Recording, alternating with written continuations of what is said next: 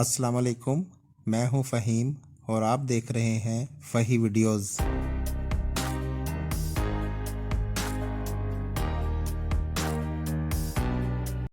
میں آج ایک نئی انفارمیٹیو ویڈیو لے کر حاضر ہوا ہوں جو جدید دنیا کے 7 عجائبات کے بارے میں ہے۔ چلیں سٹارٹ کرتے ہیں۔ تاج محل۔ شاہ جہان کے دور تک مغلوں کی عظیم سلطنت تقریباً پورے برصغیر میں پھیل چکی تھی۔ مغل سلطنت کے خزانے منہ تک بھرے ہوئے تھے۔ ممتاز محل بادشاہ کی تیسری اور سب سے چہیتی بیوی تھی۔ تاج محل دراصل بادشاہ کی لاڈلی بیوی کا مزار ہے جو اس نے اپنی بیوی کے مرنے کے بعد اس کی یاد میں بڑے چاؤ سے بنوایا تھا۔ تاج محل 1632 میں ممتاز کے مرنے کے بعد تعمیر ہونا شروع ہوا اور 1653 میں مکمل ہو گیا۔ کہتے ہیں تاج محل کی تعمیر میں تقریباً 3 کروڑ 20 لاکھ روپے خرچ ہو گئے تھے اور سلطنت کنگال ہو گئی تھی۔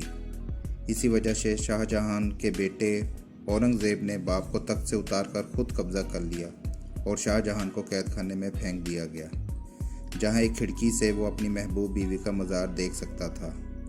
تاج محل کی تعمیر استاد احمد لاہوری اور ان کے بہترین کاریگروں نے کی۔ سنا ہے کہ محل کی تعمیر کے بعد شاہ جہان نے سب کاریگروں کے ہاتھ کٹوا دیے تھے تاکہ وہ دوبارہ اس جیسی عمارت نہ بنا سکیں۔ تاج محل آج بھی آگرہ انڈیا میں اپنی پوری آب و تاب کے ساتھ کھڑا ہے۔ پوری دنیا سے لوگ محبت کی اس یادگار علامت کو دیکھنے انڈیا کا رخ کرتے ہیں۔ کرسٹ دا ریڈیمر اسٹیچو، مسیح کا مجسمہ۔ یہ مجسمہ برازیل کے مشہور شہر اور دارالخلافہ ریو ڈی جنیریو میں واقع ہے۔ اس مجسمے کو ایک پہاڑی کی چوٹی پر نصب کیا گیا ہے جس کی بلندی 2300 فٹ ہے، اور اس پہاڑی سے سارے ریو ڈی جنیریو شہر کا نظارہ کیا جاتا ہے۔ یہ مجسمہ صرف عیسائیت کا ایک شاہکار ہی نہیں بلکہ برازیل کے ایک مشہور شہر کی شان بھی ہے۔ اس مجسمے کو بنانے کے لیے 9 سال کا عرصہ لگا۔ اس کو بنانے کا آغاز 1922 میں شروع کیا گیا اور یہ 1931 میں مکمل ہوا، اور اس یادگار کو 12 اکتوبر 1931 کو عام لوگوں کے لیے کھولا گیا۔ سب سے پہلے اس مجسمے کو بنانے کا منصوبہ 1850 میں پیش کیا گیا اور اس وقت کی شہزادی سے معاونت کی درخواست کی گئی۔ اس مذہبی نشان کو بنانے کے لیے شہزادی نے کوئی خاص توجہ نہ دی اور یہ نظریہ 1899 میں ترک کر دیا گیا۔ جب برازیل مورد وجود میں آیا تو دوبارہ اس کو بنانے کا خیال پیش کیا گیا۔ اس سلسلے میں ہفتہ یادگار منایا گیا تاکہ اس مقصد کے لیے چندہ اکٹھا کیا جائے۔ زیادہ تر چندہ برازیل کے کیتھولک عیسائیوں نے دیا۔ جب اس مجسمے کو بنانے کے لیے ڈیزائن کا معاملہ آیا تو مختلف کمپنیوں نے اس کے ڈیزائن تیار کیے، لیکن آخر میں کھلے بازو والے ڈیزائن کو چنا گیا جو کہ امن کی نشانی سمجھا جاتا تھا۔ اس مجسمے کے اوپر چھوٹی چھوٹی سوئیاں لگائی گئی ہیں تاکہ پرندے اس کے اوپر نہ بیٹھ سکیں۔ اس کو بنانے کے لیے 9 سال کا عرصہ لگا۔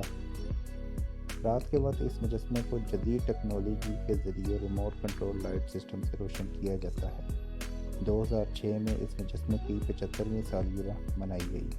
اس مجسمے کی اونچائی 41.6 میٹر یعنی 130 فٹ ہے اور اس مجسمے کی چوڑائی 30 میٹر یعنی 98 فٹ ہے، اور اس مجسمے کا وزن 635 ٹن ہے، اور اس پر اس وقت 2,50,000 امریکن ڈالر کا خرچہ آیا۔ پیٹرا۔ جنوبی لبنان میں پہاڑوں کو کاٹ کر محلات بنائے گئے جو کہ پوری دنیا میں مشہور ہیں۔ ان پہاڑوں کی رنگت گلابی ہے، اس لیے پیٹرا کو روز سٹی بھی کہا جاتا ہے۔ یہ عمارات 312 قبل مسیح میں نباطینی لوگوں نے بنائی تھیں جو سعودی عرب، لبنان، شام اور اسرائیل میں رہتے تھے۔ دیوار چین۔ دیوار چین چین کے تاریخی شمالی کناروں پر واقع ہے۔ یہ دیوار مشرق سے مغرب کی طرف جاتی ہے اور یہ دیوار 700 قبل مسیح میں بنائی گئی تھی۔ دیوار چین کئی صدیوں میں تعمیر کی گئی۔ اس دیوار کا مقصد شمال کی جانب سے آنے والے منگولوں کو روکنا اور ان کے حملوں سے بچنا تھا۔ چینی شہنشاہ کن شی ہونگ نے 220 سے 206 قبل مسیح کے دوران ان تمام دیواروں کو جوڑا اور بڑا کیا، جو کہ اب بہت تھوڑی بچی ہیں۔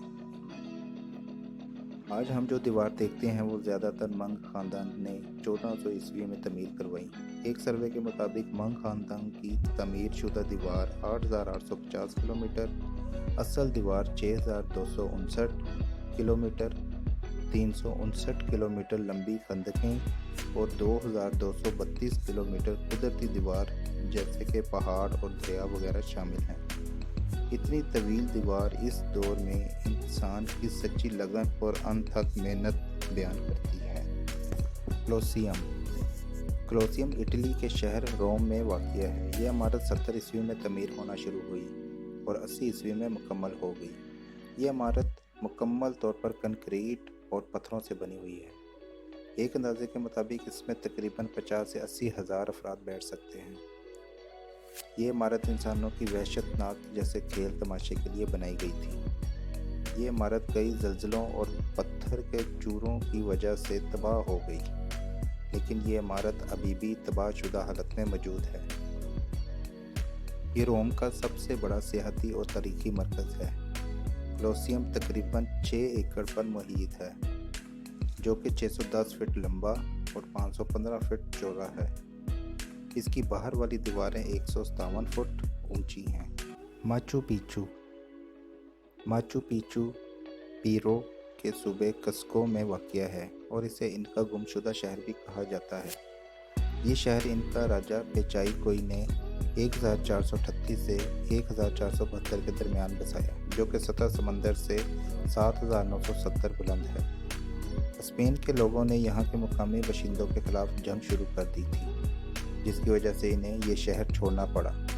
آخرکار 1911 میں اس شہر کو اس وقت بین الاقوامی شہرت ملی جب امریکن تاریخ دان ہرم بنگم نے اسے دریافت کیا۔ شہر کی اکثر عمارتیں تباہ ہو چکی تھیں، اس لیے 1976 میں یہ فیصلہ ہوا کہ شہر کو اصلی حالت میں بحال کیا جائے تاکہ آنے والے سیاحوں کو اس کا شہر کا وجود سمجھ میں آ سکے۔ کھدائی کے دوران ہزاروں کھوپڑیاں سامنے آئیں۔ ماہرین کا کہنا ہے کہ یہ ہزاروں عورتوں کی کھوپڑیاں ہیں جو ان لوگوں نے اپنے سورج دیوتاؤں کو پینٹ کر دی تھی۔ چیچن اٹزا میکسیکو کے مایا انڈین ان لوگوں کی روادات ہیں جو ایشیا سے امریکہ پہنچتے تھے۔ انہوں نے ایک ایسی تہذیب کی بنیاد رکھی تھی جو وحشیانہ مظالم پر مبنی ہونے کے ساتھ ساتھ دانشورانہ استعداد پر بھی مبنی تھی۔ الفاظ و دیگر وحشیانہ مظالم و دانشوری دونوں ایک دوسرے کے ساتھ ساتھ موجود تھے۔ ایک طرف تو مایا لوگ انسانی قربانی کی رسم کے ساتھ حامل تھے، وہ اپنے زندہ شکار کے دل نکال کر اپنے دیوتا کے حضور پیش کرتے تھے، اور دوسری طرف انہوں نے فلکیات کی سائنس کے علاوہ تعمیراتی آرٹ اور ریاضی کے میدان میں کارنامے سر انجام دیے تھے۔ تاہم حیران کن بات یہ ہے کہ اس دانشوری کے اصول کے باوجود بھی انہوں نے ایک پہیہ تک ایجاد نہ کیا۔ اس تہذیب کا مرکز چیچن اٹزا تھا۔ اس کے خزانے کا دریافت کنندہ تھامسن تھا۔ وہ ایک امریکی باشندہ تھا۔ اس نے اپنی تمام تر زندگی مایا لوگوں کے بید اور اسرار تلاش کرنے میں گزار دی تھی۔ چیچن اٹزا ان عبادت گاہوں میں ایک مزید اضافہ تھا جو مایا لوگوں نے اپنے دیوتاؤں کے لیے تعمیر کر رکھی تھی۔ یہ عمارت ایک کمپلیکس پر مشتمل ہے۔ اس کا رقبہ 11/4 میل ہے۔